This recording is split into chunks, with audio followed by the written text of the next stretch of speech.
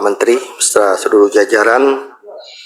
Yang pertama, saya berikan apresiasi kepada Pak Menteri dan juga tentu terima kasih karena selama ini sangat perhatian dan bisa merealisasikan program-program yang berkaitan dengan pendekatan kemasyarakatan.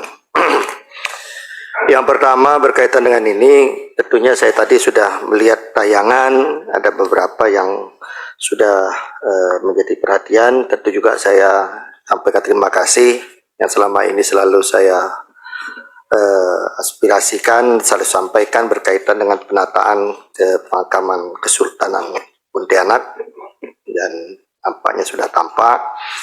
Namun selain itu juga saya berharap dan terima kasih juga menyampaikan masyarakat Pontianak berkaitan dengan sudah dibangunnya duplikasi jembatan Kapuas 1 yang memang sampai saat ini setiap hari tanpa kemacetan.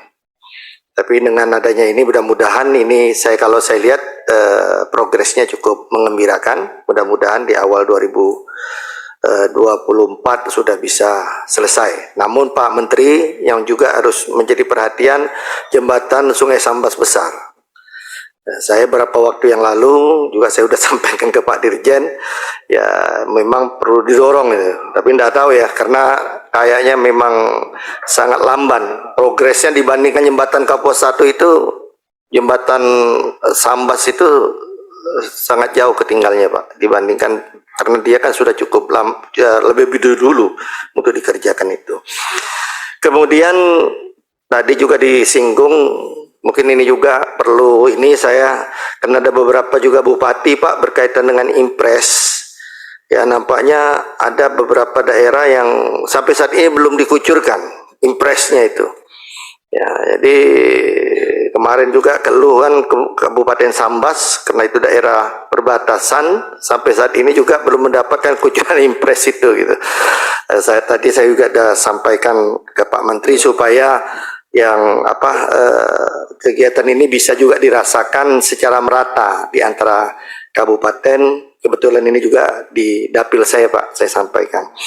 Kemudian berkaitan dengan padat karya, saya mohon betul dan kita juga memperhatikan Pak. Kebetulan juga saya di Banggar berkaitan dengan padat karya ini nampaknya mendapat perhatian. Saya kira dikembalikanlah kepada tahun sebelumnya ya. Jangan dikurangi, terutama kayak BSPS, B3A, kemudian yang lain-lain. Yang tidak kalah pentingnya, yang sebenarnya sekarang Pak Menteri hilangkan itu APSA Pak.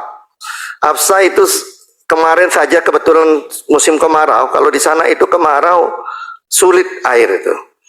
Tapi dengan adanya APSA itu banyak yang WA saya Pak, sampai dia bilang kalau bisa balihonya disimpan di sini Pak.